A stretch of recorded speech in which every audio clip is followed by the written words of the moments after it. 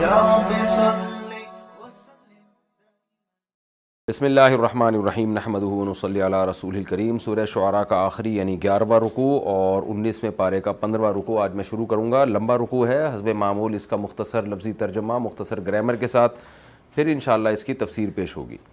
بسم اللہ الرحمن الرحیم۔ وَإِنَّهُ لَتَنزِيلُ رَبِّ الْعَالَمِينَ، اور بے شک یہ قرآن رب العالمین کا تنزیل نازل کردہ ہے۔ نزل ينزل تنزیلا، سبح یسبح تسبیحا کی طرح نازل کرنا، یہ نازل کرنا ہے رب العالمین کی طرف سے۔ تو نازل کرنے کا مطلب نازل کردہ ہے۔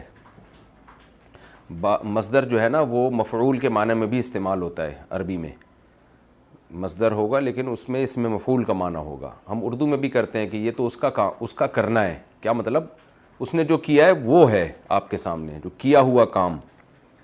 نزل بہ، نازل ہوا ہے، نازل ہوئے ہیں اس کے ساتھ، یعنی اس کو نازل کیا ہے الروح الامین، پاک روح نے۔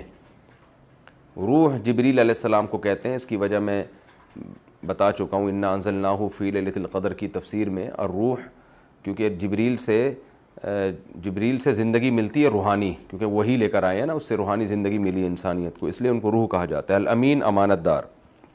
علی قلبک، آپ کے دل پر، لتکون، تاکہ آپ ہو جائیں، من المنذرین، ڈرانے والوں میں سے، بلسان عربی، ایک زبان میں جو عربی ہے، مبین، واضح عربی زبان میں نازل ہوا ہے۔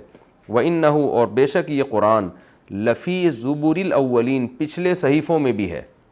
زبر، زبرہ کی جمع، اور زبر تختیوں کو کہتے ہیں، یعنی پچھلے صحیفے جو پچھلی تختیاں ہیں نا، آسمانی تختیاں، ان میں بھی ہے، یعنی اس کا تذکرہ اس قرآن کا۔ اولم یکن لہم آیتن، کیا ان کے لیے نہیں ہے یہ نشانی، ان یعلمہ، کہ اس کو جانتے ہیں، یعنی اس قرآن کے پچھلے صحیفوں میں ہونے کو جانتے ہیں، علماء بنی اسرائیل کے علماء۔ وَلَوْ نَزَّلْنَاهُ، اگر ہم نازل کرتے اس قرآن کو، عَلَى بَعْضِ الْأَعْجَمِينَ، بعض عجمیوں پر، یعنی عجمیوں میں سے کسی عجمی پر۔ اعجمی کہتے ہیں نا، اعجمی و عربی، تو عجمیوں کو کہا جاتا ہے جو غیر عربی ہوتے ہیں۔ اگر ہم اس قرآن کو نازل کرتے عجمیوں میں سے کسی پر، فَقَرَأَهُ عَلَيْهِمْ، پس وہ عجمی پڑھتا اس قرآن کو، علیہم، ان کے اوپر، مَا كَانُوا بِهِ مُؤْمِنِينَ، تو یہ نہیں تھے اس کے ساتھ ایمان لانے والے، پھر بھی ایمان نہیں لے کر آتے۔ كَذَلِكَ سَلَكْنَاهُ، اس طرح داخل کر دیا ہے ہم نے۔ سلک یسلکو کا معنی داخل کرنا اور چلنا بھی ہوتا ہے۔ كَذَلِكَ سَلَكْنَاهُ، اس طرح داخل کر دیا ہم نے اس بات کو۔ اس بات کا کیا مطلب؟ اس انکار کرنے کو، قرآن کے انکار کرنے کو ہم نے داخل کر دیا ہے، فی قلوب المجرمین، مجرمین کے دلوں میں۔ لا یؤمنون بہ، یہ اس قرآن پر ایمان نہیں لے کر آئیں گے، حتی یروا العذاب العلیم، یہاں تک کہ دردناک عذاب دیکھ لیں۔ فیاتیہم بغتۃ، پھر آ جائے عذاب ان کے اوپر، بغتۃ، اچانک، وہم لا یشعرون، اور ان کو شعور بھی نہ ہو۔ فیقولوا، پھر یہ کہنے لگیں، ہل نحن منظرون، کیا ہمیں مہلت دی جائے گی؟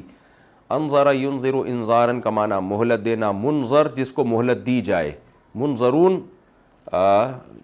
جمع ہے اس کی، کیا ہمیں مہلت دی جائے گی؟ آگے اللہ فرماتے ہیں، افا بعذابنا، تو کیا یہ لوگ ہمارے عذاب کے ساتھ، یستعجلون، استعجال جلدی، عجلت سے نکلا ہے نا، جلدی مچا رہے ہیں، کیا ہمارے عذاب کی جلدی کر رہے ہیں کہ جلدی آ جائے عذاب؟ افرأیت، تو آپ بتائیے، افرأیت کئی دفعہ یہ لفظ آ چکا ہے، اس کا مفہوم کیا ہوگا؟ تو آپ بھلا بتائیے، ام متعناہم، اگر ہم ان کو فائدہ پہنچا دیں، سنین، چند سالوں تک، سنین چند سال، تو یہ لفظ بھی کئی دفعہ آ چکا ہے۔ متع یمتع تمتیعا کا معنی فائدہ پہنچانا، یعنی دنیا کا مال و متاع اور فائدہ پہنچانا، تو ہم اگر ان کو فائدے پہنچا دیں چند سال تک، ثم جاءہم، پھر آ جائے ان کے پاس، ما، وہ عذاب، کانوا یوعدون، جس کا ان سے وعدہ کیا جاتا ہے۔ آپ بتائیے کہ اگر ہم ان کو چند سال فائدہ پہنچا دیں، فوراً عذاب نہ دیں، اس کے بعد جس چیز کا ہم نے وعدہ کیا ہے وہ عذاب ان کے پاس آ جائے، ما اغنی عنہم، تو نہیں فائدہ پہنچائے گا ان کو، ما کانوا یمتعون، وہ چیزیں جن نعمتوں میں یہ پڑے ہوئے تھے۔ متع یمتع تمتیعا، متاع دنیا کا مال و متاع دینا کسی کو، فائدہ پہنچانا، یمتع فعل مجہول ہے، یعنی وہ چیزیں جن میں ان کو فائدہ دیا گیا تھا، تو وہ نعمتیں ان کو عذاب سے نہیں بچا سکیں گی۔ اغنی عنہم کئی بار آ چکا ہے نا، اغنی عنہم فائدہ پہنچانا۔ وما اہلکنا من قریۃ، اور نہیں ہلاک کی ہم نے کوئی بستی، الا لہا منذرون، مگر ہے اس بستی کے لیے منذرون ڈرانے والے، ذکرا نصیحت کے طور پر، یعنی ہر بستی میں ڈرانے والے آئے ہیں، ذکرا نصیحت کے لیے، وما کنا ظالمین، اور نہیں تھے ہم ظالم، وما تنزلت به الشیاطین، تنزل یتنزل کا معنی نازل ہونا، نزلہ کا معنی نازل کرنا، نزلہ کا جب صلہ بھی آئے نا تو کسی چیز کو لے کے آنا، جیسے نزل به الروح الامین میں با آ گیا نا، تو روح الامین اس کو لے کر آئے ہیں، نازل ہوئے اس کے ساتھ، وما تنزلت به، اور نہیں نازل ہوئے به اس قرآن کے ساتھ، الشیاطین شیاطین، وما ینبغی لہم، اور نہ ہی مناسب ہے شیاطین کے یہ، یعنی ینبغی لہم، ان شیاطین کے لیے مناسب بھی نہیں ہے کہ وہ قرآن کے ساتھ نازل ہوں یا قرآن جیسا کلام کریں، یہ ان کے لائق ہی نہیں ہے، وما یستطیعون، اور نہ وہ استطاعت رکھتے ہیں اس کی، انہم بے شک یہ شیاطین، عن السمع سننے سے، یعنی قرآن سننے سے، جب عالم بالا سے زمین کی طرف آ رہا ہوتا ہے تو جبریل سن کے آگے نبی کو منتقل کر رہے ہوتے ہیں، تو اس سماعت سے معزولون، یہ معزول ہیں، لام تاکید کے لیے لمعزولون، معزول کا معنی وہی ہے جو ہم کہتے ہیں نا معزول کر دیا، اس کو عزل کہتے ہیں، کنارہ کشی اختیار کرنا، اعتزال، معتزلہ ایک فرقہ ہے نا، اس کو بھی معتزلہ کیوں کہا جاتا ہے، انہوں نے اہل سنت اور قرآن و سنت سے اعتزال کیا ہوا ہے، راستہ اپنا الگ اختیار کیا ہوا ہے۔ عزل ہم بستری میں اولاد کے روکنے کو بھی کہتے ہیں، کہ جب آپ ہم بستری کریں اور جو ہے وہ اسپم کو نہ جانے دیں اندر اور کنارہ کشی اختیار کر لیں عین وقت پہ، تو اس کو بھی عزل کہا جاتا ہے، تاکہ اولاد نہ ٹھہرے، تو اس کو عزل سے تعبیر کیا گیا ہے۔ تو انہم عن السمع لمعزولون، بے شک یہ لوگ سننے سے معزول ہیں، یعنی سننے سے روک دیے جاتے ہیں۔ فلا تدعو، پس اے مخاطب یا اے پیغمبر صلی اللہ علیہ وسلم، آپ نہ پکاریے مع اللہ، اللہ کے ساتھ، الہ آخر، دوسرا معبود، فتکون من المعذبین، تو آپ ہو جائیں گے ان لوگوں میں جن کو عذاب دیا جاتا ہے، عذاب یافتہ لوگوں میں سے ہو جائیں گے۔ وانذر، اور آپ ڈرائیے، عشیرتک، اپنے خاندان کو، عشیرہ خاندان کو کہتے ہیں، اور عشرت کہتے ہیں نا معاشرت کو، جن کے ساتھ ہم صبح و شام رہتے ہیں، تو یہاں یہ لفظ عربی میں خاندان پر اس کا اطلاق ہوتا ہے، اور عشیر شوہر کو بھی کہا جاتا ہے۔ وانذر عشیرتک، آپ ڈرائیے اپنے خاندان کو، الاقربین، جو قریب ترین ہیں، اقرب جو قریب سے قریب تر ہو، یعنی قریب سے قریب تر جو رشتہ دار ہیں آپ ان کو ڈرائیے۔ وَخْفِضْ جَنَاحَكَ، جناح پر کو کہتے ہیں، لیکن مراد جب انسانوں کی طرف نسبت ہو تو بازو، اور اپنے بازو جھکائیے، لِمَنِ اتَّبَعَكَ، اس شخص کے لیے جو آپ کی اتباع کرے، من المؤمنین، مومنین میں سے، چاہے وہ خاندان کا ہو یا غیر خاندان کا، جو بھی آپ کی اتباع کرے اپنے بازوؤں کو اس کے لیے جھکائیے۔ تو یہ جھکانا کنایا ہے کہ اس سے ملنساری سے، محبت سے پیش آئیے۔ فَإِنْ عَصَوْكَ، پس اگر یہ پھر آپ کی نافرمانی کریں، عصا یعصی عصیاناً، نافرمانی کرنا، عصوو تھا اصل میں، فقل، تو کہہ دیجئے، انی بریئن، میں بری ہوں، مما، ان اعمال سے، تعملون، جو تم کر رہے ہو، وتوکل علی العزیز الرحیم، اور اعتماد کیجئے اس ذات پر جو زبردست غالب اور رحمت والا ہے، الذی یراک، یہ وہ ذات ہے جو آپ کو دیکھتی ہے، حین تقوم، جب آپ قیام کرتے ہیں یعنی نماز میں، وتقلبک، اور یہ آپ کا الٹنا پلٹنا دیکھتی ہے، فی الساجدین، سجدے والوں میں، جب آپ جماعت سے نماز پڑھتے ہیں نا اجتماعی نماز، تو آپ کا سجدوں میں الٹنا پلٹنا، یعنی سجدوں میں جانا پھر اٹھنا پھر جانا، یہ عمل کو بھی وہ دیکھ رہا ہے۔ انہ هو السمیع العلیم، بے شک وہ ذات سننے والی اور علم والی ہے۔ هل انبئکم، کیا ہم تمہیں خبر دیں، نبأ ینبئ، خبر دینا، کیا میں تمہیں خبر دوں، علی، اس شخص کی، من تنزل الشیاطین، جس پر شیاطین نازل ہوتے ہیں، کیا ہم تمہیں بتائیں شیاطین کس پر نازل ہوتے ہیں؟ تنزلوا، یہ شیاطین نازل ہوتے ہیں، علی کل افاک، ہر بڑے جھوٹے پر، افک جھوٹ کو کہتے ہیں، افاک یہ مبالغے کا صیغہ ہے، بہت بڑا جھوٹے جو ہوتے ہیں، اثیم سخت گناہگار اسم سے نکلا ہے، یہ شیاطین نازل ہوتے ہیں بہت بڑے جھوٹوں پر اور سخت گناہگار لوگوں پر۔ یلقون السمع، یہ اپنی سماعت کو ڈالتے ہیں، القا یلقی القاء، یعنی جو انہوں نے سنا ہوتا ہے نا یہ ڈال دیتے ہیں ان جھوٹے لوگوں کے کانوں میں، ان کو جو ہے نا کانوں میں کچھ نہ کچھ فضول باتیں ڈالتے رہتے ہیں۔ وَأَكْثَرُهُمْ كَاذِبُونَ، اور ان میں اکثر جھوٹے ہوتے ہیں یہ شیاطین میں۔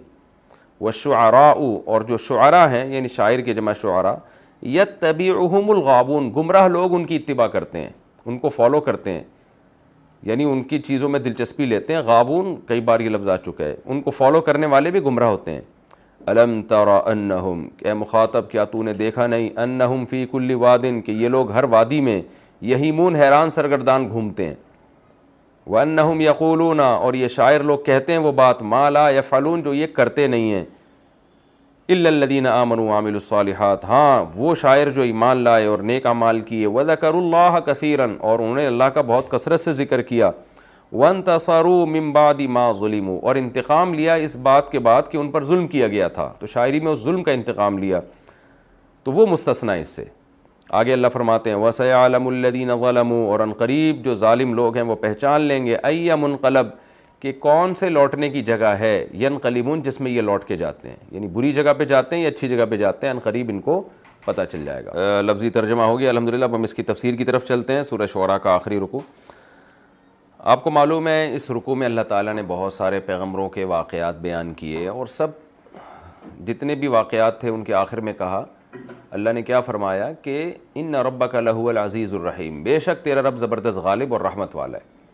تو ان تمام واقعات سے کیا بتانا مقصد تھا؟ سید الانبیاء صلی اللہ علیہ وسلم کی صداقت، کہ جس نے بھی پیغمبر کی مانی ہے وہ کامیاب ہوا، جس نے پیغمبروں کا انکار کیا وہ ناکام ہوا. تو اللہ تعالیٰ اب قرآن مجید کی صداقت کو بیان کر رہے ہیں کہ انہ لتنزیل رب العالمین. قرآن پہ دو الزام یہ لوگ لگایا کرتے تھے. ایک یہ کہ یہ جو کلام ہے نا، یہ جیسے کاہن اور نجومی ہوا کرتے تھے تو وہ کچھ پیشگوئیاں کرتے تھے، کچھ صحیح ہو جاتی تھیں کچھ غلط ہو جاتی تھیں، تکے مارتے رہتے تھے، اور جنات ان کے پاس آ کے ان کے کان میں باتیں کرتے رہتے تھے. تو یہ کاہن لوگ جیسی باتیں کرتے ہیں نا، تو محمد صلی اللہ علیہ وسلم بھی معاذ اللہ کاہن ہیں، اور ان کے اوپر جنات آتے ہیں، اور جنات جو ہے شیاطین جو شرارتی جن ہوتے ہیں وہ آ کے ان کو کچھ باتیں سکھاتے رہتے ہیں. تو یہ کیونکہ جو عامل لوگ ہیں نا، عامل روحانی جن کے پاس جنات آتے ہیں اور شیاطین آتے ہیں، تو الٹی باتیں وہ بھی زبان سے کر رہے ہوتے ہیں، تو وہ بھی ایک نارمل روٹین سے ہٹ کے باتیں کرتے ہیں. تو معاذ اللہ یہ قرآن بھی ایک نارمل روٹین سے ہٹ کے باتیں ہو رہی ہیں، تو یہ بھی کچھ شیاطین اور جنات ہیں جو ان کو معاذ اللہ سکھا کے جا رہے ہیں. دوسرا الزام ایک کامن یہ بھی تھا کہ یہ شاعر ہیں. تو چونکہ قرآن کی آیتوں میں بڑی جان تھی اور بڑی اٹریکٹیو آیتیں تھیں یہ، تو کہتے ہیں یہ کوئی بہت بڑے شاعر ہیں محمد صلی اللہ علیہ وسلم، جن کو کلام کو نظم دینا اور مقفع بنانا آتا ہے، اور اس کے زور سے کلام کی طاقت سے یہ لوگوں کے دلوں کو پگھلا رہے ہیں. تو یہ شاعری والے کام کر رہے ہیں. تو اس لیے اس آخری رکوع میں اللہ تعالیٰ نے اس قرآن کی صداقت کو بیان کیا اور یہ تمام الزامات کی نفی کی. تو اللہ تعالیٰ فرماتے ہیں وَإِنَّهُ لَتَنزِيلُ رَبِّ الْعَالَمِينَ، بے شک یہ رب العالمین کا نازل کردہ ہے. نزل به الروح الامین، اس قرآن کو لے کر روح الامین نازل ہوئے ہیں، کوئی شیطان نازل نہیں ہوا، جبریل نازل ہوئے جو امانت دار ہیں. امانت دار کا کیا مطلب؟ جیسے جیسے اللہ جبریل کو جتنا کلام دیتا ہے سیدھا وہ کلام نبی صلی اللہ علیہ وسلم تک پہنچاتے ہیں، اپنی طرف سے اس میں کوئی ایڈیشن نہیں ہوتی. اور یہ نازل کہاں ہوتا ہے؟ علی قلبک، اے محمد یہ آپ کے دل پہ نازل ہوتا ہے. لِتَكُونَ مِنَ الْمُنذِرِينَ، صلی اللہ علیہ وسلم، لِتَكُونَ مِنَ الْمُنذِرِينَ، تاکہ آپ ڈرانے والوں میں سے ہو جائیں. بِلِسَانٍ عَرَبِيٍّ مُبِينٍ، یہ ایک عربی زبان میں ہے جو بالکل واضح عربی ہے، ذرا سی بھی اس میں کوئی کنفیوژن نہیں ہے. اس کی آیتوں میں بالکل کھول کے بیان کرنے والی. یا تو مبین کا تعلق یہ کہ قرآن مبین ہے، یا یہ کہ عربی بالکل واضح صاف عربی ہے یہ. وَإِنَّهُ لَفِي زُبُرِ الْأَوَّلِينَ، اور جو تم اس قرآن کی صداقت کا انکار کرتے ہو تو پچھلی آسمانی کتابیں اٹھا کے دیکھو، پچھلی آسمانی کتابوں میں بھی اس قرآن کا تذکرہ ملتا ہے. اور کمال کی بات ہے آج تک تورات اور انجیل میں نبی کا اور نبی پہ نازل ہونے والے کلام کا تذکرہ موجود ہے. اور عجیب بات بتاؤں، ڈاکٹر عبدالحمید صاحب ایک بہت بڑے محقق گزرے ہیں، حیدرآباد دکن انڈیا سے ان کا تعلق تھا. بہت دنیا میں انہوں نے ریسرچ بہت کی تھی، پرانے نسخے نکال کے لائے. ان کی میں نے بچپن میں کتابیں پڑھی ہیں، خطبات بہاولپور کے نام سے، بڑی زبردست کتابیں تھیں ان کی. اس میں انہوں نے لکھا کہ جب ہم تورات اور انجیل کا مطالعہ کرتے ہیں، انہوں نے بہت گہرائی سے مطالعہ کیا تھا پچھلی آسمانی کتابوں کا اور قرآن کا، تو بہت ساری چیزیں یعنی انداز تکلم سیم ہے بالکل. کوئی یہ کہہ ہی نہیں سکتا کہ یہ الگ الگ لوگوں کے یا الگ الگ ذات کے کلام ہے یہ، یعنی انداز بیان جو ہے نا وہ بالکل سیم ہے، حالانکہ وہ عبرانی اور سریانی زبان میں اور یہ عربی زبان میں ہے، لیکن انداز.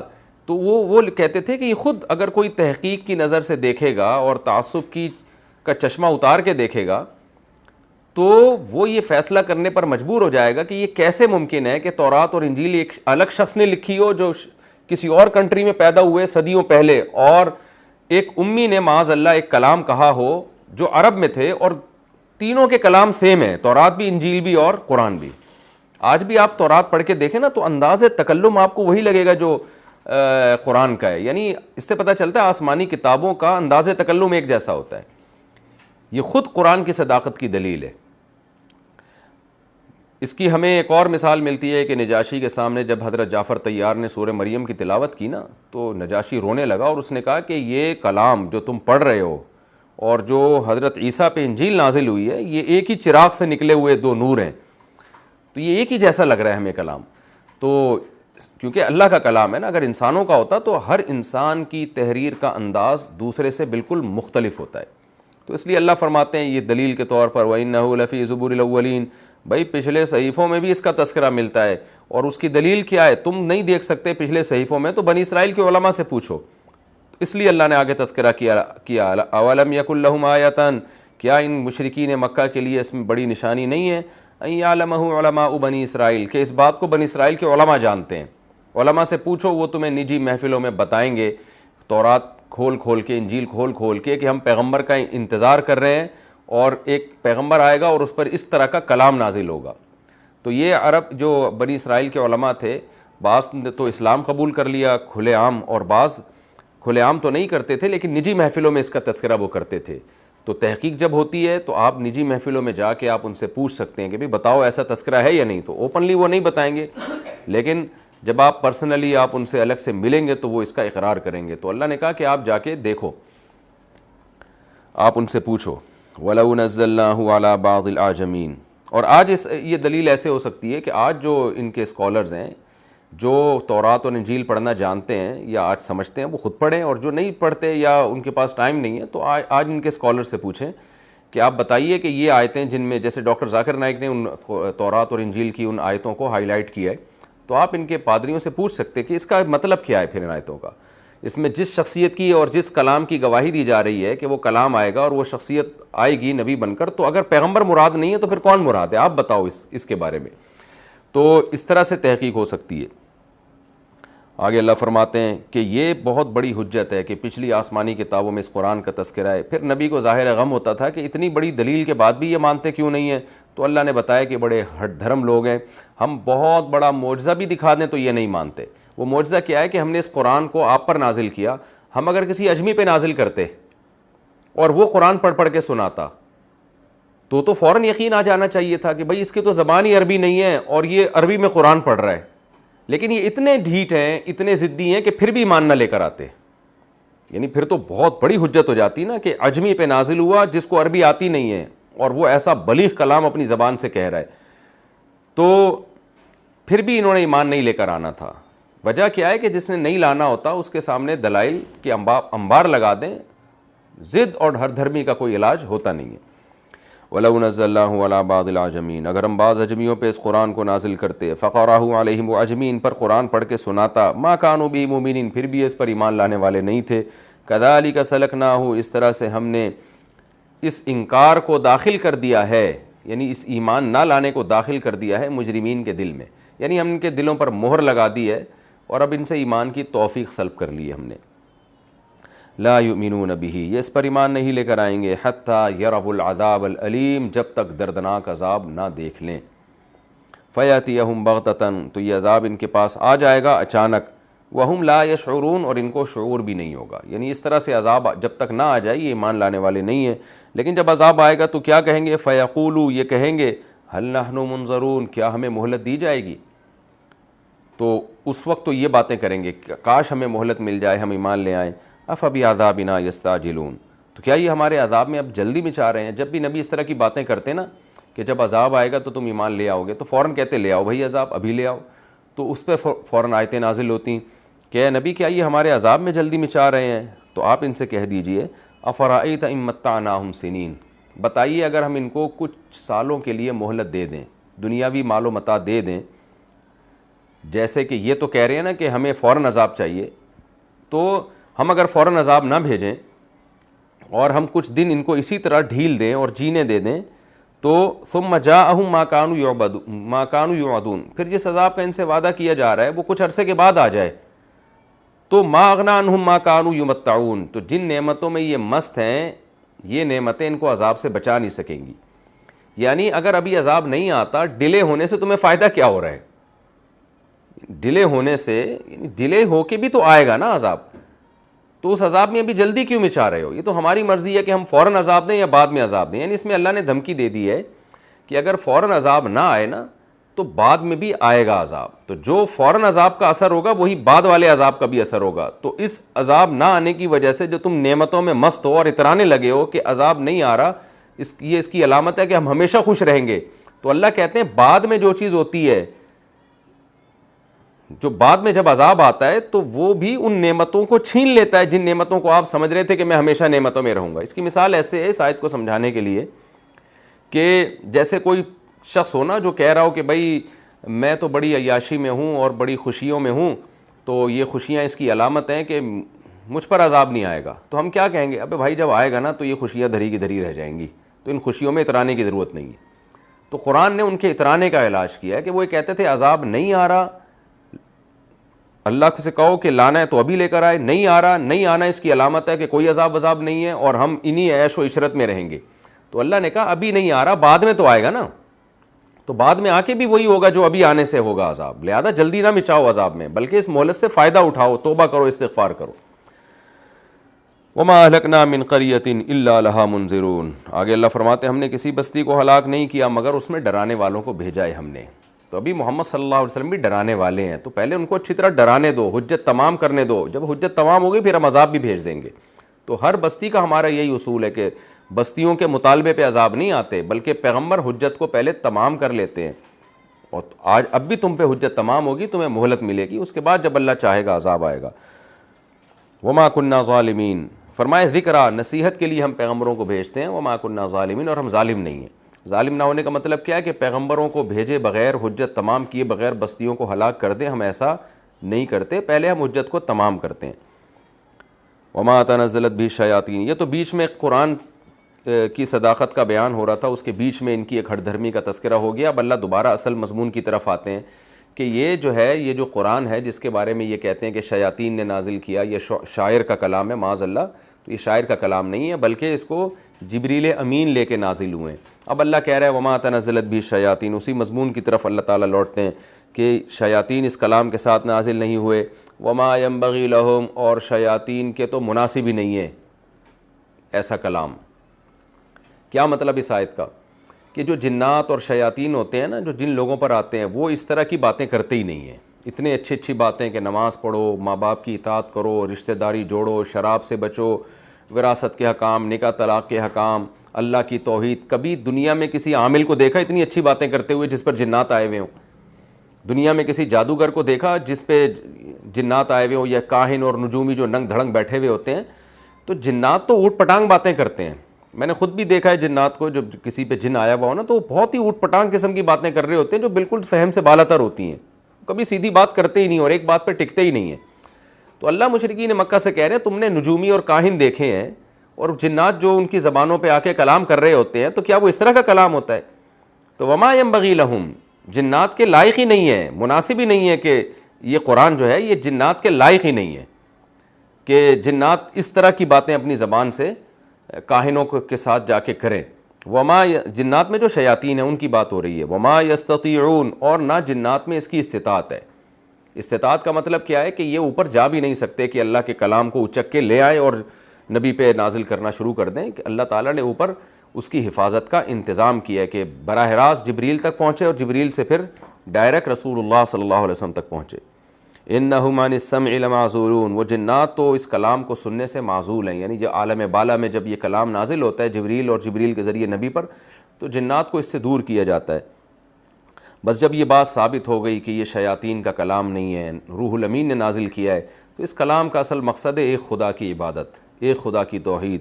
تو اس لیے اللہ تعالیٰ کہتے ہیں اے نبی فلا تدعوا مع اللہ الہا آخر، پس آپ اللہ کے ساتھ کسی کو الہ نہیں بنائیں گے، نہیں پکاریں گے اس کو. تو نبی کے واسطے سے اصل میں ہمیں سمجھایا جا رہا ہے. ظاہر ہے نبی تو شرک سے پاک ہیں. فتکون من المعذبین، اگر ایسا کیا تو آپ عذاب یافتہ لوگوں میں سے ہو جائیں گے. تو ظاہر ہے نبی نہ ایسا کریں گے نہ عذاب آئے گا. ہمیں ڈرانے کے لیے بتایا جا رہا ہے کہ جب توحید کے معاملے میں نبی صلی اللہ علیہ وسلم بھی توحید کے مکلف ہیں، اور اگر اب معاذ اللہ نقل کفر نباشت نبی نے شرک کیا تو اللہ آپ کو معاف نہیں کرے گا، تو امت کس اپنے آپ کو کیا سمجھتی ہے کہ وہ شرک کرے گی تو کیا اللہ تعالیٰ چھوڑ دے گا؟ اس میں آج ہمیں جو ہمارے ہاں جو بدعتیوں میں شرک پھیل گیا ہے نا، قبروں سے مانگنا اور رسول اللہ کو مشکل کشا حاجت روا سمجھنا، اور بزرگوں کے بارے میں یہ رکھنا کہ وہ مرنے کے بعد بھی ہماری حاجت روائی مشکل کشائی کرتے ہیں، اور نبی صلی اللہ علیہ وسلم کے بارے میں یہ سمجھنا کہ وہ جہاں چاہیں ہماری پکار کو سنتے ہیں اور ہماری پکار کا جواب دیتے ہیں. یہ شرکی عقیدے، جو لوگ بھی یہ شرکی عقیدے رکھتے ہیں کہ نبی حاضر ناظر ہیں مشکل کشا ہیں، تو ان کو اس آیت سے ڈرنا چاہیے. اللہ کہہ رہا ہے نبی اگر آپ نے شرک کیا تو آپ عذاب والوں میں سے ہو جائیں گے. تو یہ اصل میں ظاہر ہے نبی سے تو ممکن ہی نہیں ہے یہ. تو آپ سوچیں کہ جب اللہ تعالیٰ نبی صلی اللہ علیہ وسلم کے بارے میں یہ قاعدہ بیان کر رہے ہیں، تو 15ویں صدی میں پیدا ہونے والا کوئی شخص یہ سمجھے کہ میں شرک کروں گا تو اللہ مجھے چھوڑ دے گا، یہ بہت بڑی بھول ہے اور بہت بڑی حماقت ہے.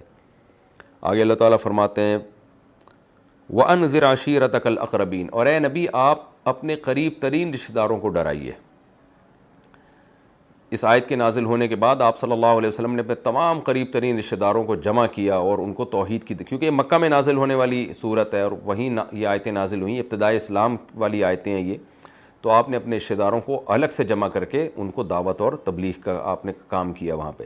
اور اس آیت سے بھی پتہ چلتا ہے کہ رشتہ داروں کا حق ہر لحاظ سے اللہ نے پہلے رکھا ہے، کہ ان کو دین کی دعوت اور ان کی دین کی فکر کرنا یہ اجنبیوں پر اس کی شریعت میں فضیلت ہے کہ سب سے پہلے اپنے گھر کی فکر انسان کرے، اپنے قریبی رشتہ داروں کی فکر کرے. وَخْفِضْ جَنَاحَكَ، اور اپنے پروں کو یعنی اپنے بازوؤں کو جھکائیے آپ، لِمَنِ اتَّبَعَكَ، ان لوگوں کے لیے جو آپ کی اتباع کر رہے ہیں، مِنَ الْمُؤْمِنِينَ مومنین میں سے، یعنی آپ ان سے نرم معاملہ رکھیے چاہے وہ رشتہ دار ہوں یا نہ ہو. یعنی اولین درجے میں تو رشتہ داروں کو ڈرائیے، لیکن جو بھی ایمان لا رہا ہے آپ نے اس سے اپنے بازوؤں کو جھکانا ہے. جھکانا یہ کنایہ ہے تواضع سے ملنا، محبت سے ملنا، تو آپ نے ان سے محبت دینی ہے. یہ اس لیے اللہ نے کہا کہ مشرکین مکہ بار بار کہتے تھے نا، غریب لوگ بلال حبشی جیسے لوگ ایمان لا رہے ہیں، عبداللہ بن مسعود جیسے مسکین لوگ ایمان لا رہے ہیں، تو یہ غریب لوگوں کو آپ کیوں اتنا پروٹوکول دے رہے ہیں؟ تو اس لیے اللہ نے کہا جو بھی ایمان لائے گا اسلام کا دروازہ ہر ایک کے لیے کھلا ہوا ہے. تو اے نبی آپ کی پالیسی یہ ہونی چاہیے، امیر غریب کا فرق کیے بغیر آپ نے جو بھی آپ کی دعوت پر لبیک کہے گا آپ نے اس کو محبت دینی ہے، اور اس کے نرم لہجے کے ساتھ، نرم رویے کے ساتھ آپ نے اس سے معاملہ پیش کرنا ہے. فَإِنْ عَصَوْكَ، پس اگر اس کے بعد بھی آپ کی نافرمانی کریں، جو مشرکین ہیں وہ ایمان نہ لے کر آئیں، فَقُلْ إِنِّي بَرِيءٌ مِّمَّا تَعْمَلُونَ، تو آپ کہہ دیجئے تمہارے عمل سے میں بری ہوں. یعنی میں اپنا طرز تبلیغ تمہارے کہنے پہ ترک نہیں کر سکتا کہ غریبوں کو اپنی محفل سے نکال دوں یا تمہاری باتیں ماننا شروع کر دوں. میں تمہارے عمل سے بری ہوں، اس شرک سے جو تم کر رہے ہو. وَتَوَكَّلْ عَلَى الْعَزِيزِ الرَّحِيمِ، اور اے نبی آپ توکل کیجئے اس ذات پر جو زبردست غالب اور رحم کرنے والی ہے. کیونکہ اس صورت میں اللہ نے ہر واقعے کو اسی آیت پر ختم کیا ہے کہ وَإِنَّ رَبَّكَ لَهُوَ الْعَزِيزُ الرَّحِيمُ. ہر واقعے سے اللہ نے یہ ثابت کیا، دیکھ تیرا رب بڑا زبردست غالب ہے، کیسے کیسے قوموں کو تباہ کرتا ہے اور رحم کرتا ہے جو اللہ کی مانتے ہیں.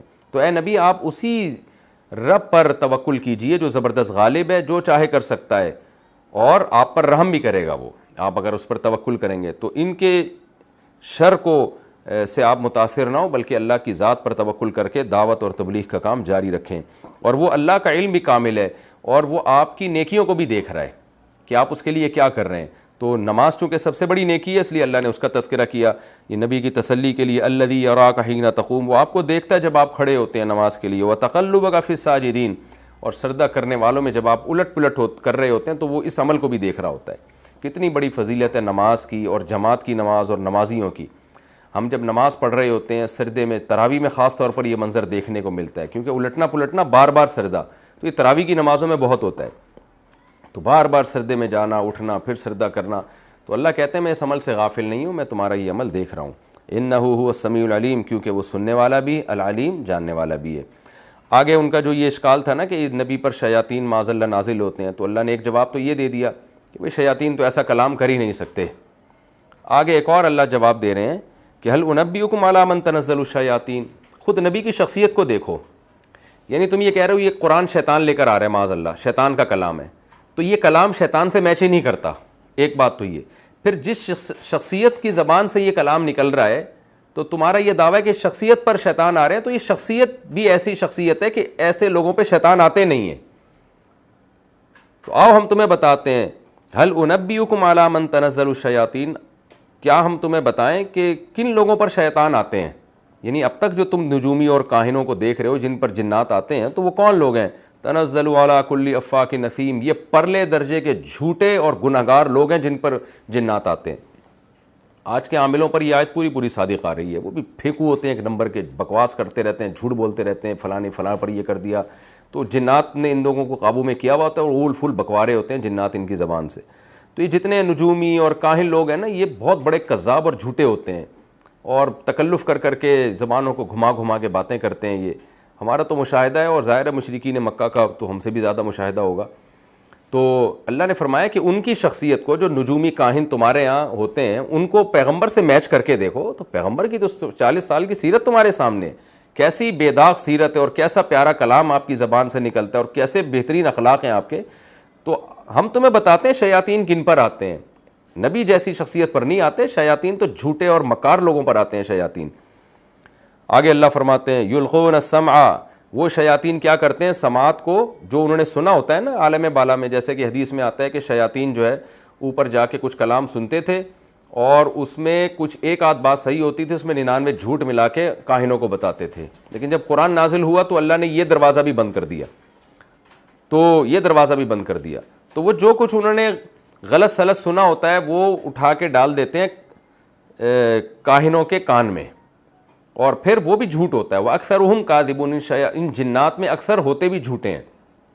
کبھی کبھار کوئی سچ بات ان کی زبان سے نکل جاتی ہے لیکن اکثر جھوٹ بول رہے ہوتے ہیں. والشعراء یتبعہم الغاوون، رہا مسئلہ کہ آپ صلی اللہ علیہ وسلم معاذ اللہ شاعر ہیں، تو اللہ نے فرمایا کہ شاعروں کے فالوورز کو دیکھو، جو شاعروں کو فالو کرتے ہیں وہ بھی اکثر گمراہ لوگ ہوتے ہیں، کیونکہ شاعری میں مبالغہ آرائی جھوٹ بہت ہوتا ہے. تو شاعروں کی محفلوں میں بیٹھنا اور ان کی باتوں کو سن کے انجوائے کرنا اکثر گمراہ لوگوں کا کام ہے، جن کا کوئی ویژن نہیں ہوتا، کوئی تحقیقی کام نہیں ہوتا، تحقیق کی دنیا سے. یہاں غاوون کا مطلب جو تحقیق کی دنیا سے دور ہیں، وہ لوگ اکثر شاعروں کو فالو کر رہے ہوتے ہیں. الم تری انہم فی کل وادی یہیمون، اے مخاطب کیا تو نے دیکھا نہیں کہ یہ شاعر لوگ ہر وادی میں حیران سرگردان گھوم رہے ہوتے ہیں. یہاں گھومنے کا مطلب کیا ہے؟ ہر وقت ان کا دماغ چل رہا ہوتا ہے کوئی نیا شعر بنائے اور اس میں کوئی جھوٹ بولے ہم، تو کوئی ایسی بات کریں جو جس کا نہ سر ہو نہ پاؤں، بس وہ کافی ایسا مل جائے کہ لوگ واہ واہ کرنے لگیں، حالانکہ اس کا حقیقی دنیا سے کوئی تعلق نہ ہو. تو وہ وادیوں میں گھومنے کا یہ مطلب نہیں ہے کہ پہاڑوں کے بیچ میں جا کے وہ ٹریولنگ کرتے ہیں، یہ کنایا ہے کہ ہر وقت کسی ایک غور و فکر اور جو ہے نا اس میں لگے رہتے ہیں جس کا کوئی حاصل نہیں ہے. تو اس میں وہ شاعر مراد ہیں جو غلط باتیں کرتے ہیں، جھوٹ بولتے ہیں. سارے شاعر اس میں داخل نہیں ہیں، اس کی میں ابھی ڈیٹیل بتاؤں گا انشاءاللہ. وَأَنَّهُمْ يَقُولُونَ مَا لَا يَفْعَلُونَ، اور یہ لوگ اے مخاطب دیکھا نہیں یہ شاعر ایسی باتیں کرتے ہیں جو کرتے نہیں ہیں. شاعری میں دعوے ایسے بڑے بڑے کریں گے، ہر شاعر بہت بڑے بڑے دعوے کرتا ہے، یہ تو آج بھی کامن ہے یہ چیز. ایسی ایسی باتیں کرے گا جس پر اس کا عمل ہو ہی نہیں سکتا. جبکہ پیغمبر کی سیرت دیکھو، آپ نے جو باتیں کی ہیں تو اس میں زیادہ عمل آپ نے خود کیا ہے. آپ نے صحابہ کو حکم دیا مغرب کے بعد روزہ افطار کرو، لیکن آپ خود 24 گھنٹے کے روزے رکھ رہے ہیں. میدان جہاد میں جب لوگوں کے قدم اکھڑ رہے ہیں تو آپ کے قدم میدان جہاد میں آپ ثابت قدم ہیں. تو کوئی مبالغہ آرائی آپ صلی اللہ علیہ وسلم کے کلام میں نہیں ہے، جو کہہ رہے ہیں اس سے زیادہ خود اس پر عمل کر رہے ہیں. تو شاعر لوگ تو ایسی باتیں کرتے ہیں جو جس پہ خود عمل نہیں کرتے. الا الذین آمنوا وعملوا الصالحات، ہاں وہ شاعر جو ایمان لائے اور نیک اعمال کیے. وذکروا اللہ کثیرا، اور خوب اللہ کا ذکر بھی کرتے ہیں. وانتصروا من بعد ما ظلموا، اور بعض دفعہ کلام میں حجف بھی کرتے ہیں، برائی بھی کرتے ہیں، لیکن وہ برائی ظلم کے بدلے میں ہوتی ہے. کسی نے برائی کی ہے تو اس برائی کا جواب اس کی برائی سے دیتے ہیں. یعنی بعض دفعہ شاعری کے جو اچھے شاعر ہیں نا ان کے کلام میں بھی دوسروں کی برائیاں ہوتی ہیں. تو اب کوئی اشکال ہو سکتا تھا کہ اللہ یہ تو ایمان والے لوگ جیسے حسان ابن ثابت رضی اللہ تعالیٰ عنہ تھے، وہ تو ایمان والے تھے، وہ تو مشرکین کی حجف کرتے تھے شاعری میں، تو وہ تو صرف اللہ کا ذکر نہیں کرتے تھے. تو اس کا اللہ نے بتایا کہ وانتصروا من بعد ما ظلموا، ظلم ہوا اس کے انتقام میں وہ شاعری پیش کر رہے ہیں. تو ایسے لوگ مستثنی ہیں، چاہے وہ حجب بھی کر رہے ہوں، چاہے وہ کسی کی برائی ہی کر رہے ہوں، کیونکہ وہ برائی کا بدلہ میں برائی کر رہے ہیں، وہ ابتداً برائی نہیں کر رہے. تو اللہ فرماتے ہیں کہ یہ لوگ اس سے مستثنی، یہ برے شاعر نہیں ہوتے. میں نے آپ کو بتایا تھا کہ قرآن ہمیشہ دو انتہاؤں کا ذکر کرتا ہے. برے شاعروں میں اللہ نے انتہائی درجے کے برے شاعروں کا ذکر کیا جو ہر وقت وادی میں حیران سرگردان گھوم رہے ہوتے ہیں اور الٹی الٹی باتیں پھینک رہے ہوتے ہیں. اور اچھے شاعروں میں اللہ نے سب سے اچھے شاعروں کا ذکر کیا, حسان ابن ثابت جیسے شاعروں کا, جو اللہ کا ذکر کرتے ہیں, تہجد پڑھتے ہیں اور بہت پیارا کلام کرتے ہیں. تو اس کا یہ مطلب نہیں ہے کہ ہر شاعر برا ہوتا ہے, بلکہ علماء نے لکھا ہے کہ ایک شاعری کی بیچ کی دنیا بھی ہے کہ نہ وہ برے ہیں نہ اچھے ہیں, تو ان کے بارے میں قرآن خاموش ہے. تو یہ کامن عام طور پہ جو شاعر ہوتے ہیں نا, جو جن کی گمراہ لوگ اتباع کرتے ہیں اور جو لمبی لمبی پھینک رہے ہوتے ہیں اور ہر وقت شاعری کے لیے نا دماغ اپنا استعمال کر رہے ہوتے ہیں کہ کوئی ایسی شاعری نہیں ہے جس میں کوئی سبق ہو یا کوئی تفریح ہو, بس کوئی جھوٹ بولیں, ہم کسی کی حجف کریں, تو وہ شاعر اس میں داخل ہیں. تو اللہ تعالیٰ فرماتے ہیں کہ جو عام طور پر شاعر ایسے ہی ہوتے ہیں, اور آج بھی مشاہدہ ہے کہ عام طور پہ آج بھی جو شاعری کی دنیا ہے اس میں آپ کو مبالغہ آرائی اور جھوٹ بہت ملے گا. بالکل وہی بات ہے جو صحافیوں کی ہے کہ صحافیوں میں اچھے صحافی بہت کم ہوتے ہیں اور لفافہ خور صحافی, پیسے لے کے جھوٹ بولنے والے صحافی آج بھی آپ کو زیادہ ملیں گے. تو اسی طرح شاعری میں بھی ایک کلام ہے نا, اپنے کلام سے لوگوں کو متاثر کرنا, تو ان شاعروں میں بھی آپ کو اچھے شاعر جو حق بیان کرتے ہیں وہ بہت کم ملیں گے, اور ایسے شاعر جو غلط کو صحیح اور صحیح کو غلط کر کے پیش کرنے والے ہیں وہ زیادہ ملیں گے. تو شاعری بذات خود بری چیز نہیں, اگر بذات خود بری چیز ہوتی تو نبی صلی اللہ علیہ وسلم شاعری سنتے نہیں. آپ صلی اللہ علیہ وسلم نے تو زمانے جاہلیت کے شاعروں کی شاعری بھی سنی ہے, اور 100 شعر آپ صلی اللہ علیہ وسلم نے ایک مجلس میں سنے ہیں, لیکن پھر بھی اسلام میں شاعری کو بہت زیادہ اس لحاظ سے پسند نہیں کیا گیا کہ اس میں غلو بہت زیادہ ہوتا ہے اور حق کو باطل اور باطل کو حق کر کے پیش کیا جاتا ہے. لیکن ابھی اس آیت کا بنیادی مقصد بہرحال یہ ہے کہ پیغمبر بہرحال شاعر نہیں ہے, کیونکہ پیغمبر کو فالو کرنے والے گمراہ لوگ نہیں ہیں جو عام طور پہ جو شاعروں کو فالو کر رہے ہوتے ہیں, یاش طبیعت کے لوگ کر رہے ہوتے ہیں, جبکہ پیغمبر کو فالو کرنے والے ابو بکر صدیق, عمر, عثمان, علی, ابن مسعود, ابو ہریرہ, معاذ ابن جبل, بلال حبشی جیسے سنجیدہ لوگ ہیں.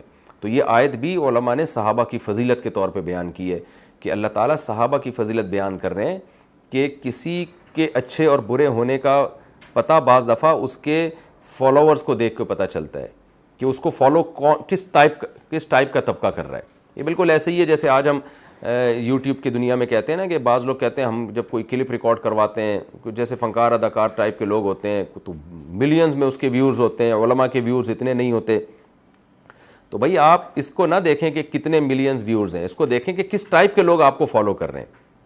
ان پڑھ جاہل لوگ وہ لاکھوں کسی کو فالو کر رہے ہوں اور پڑھے لکھے چند ہزار بھی ہوں, تو یہ پڑھے لکھے کسی کو فالو کر رہے ہیں, یہ زیادہ یعنی آپ کے برحق ہونے کی دلیل ہے.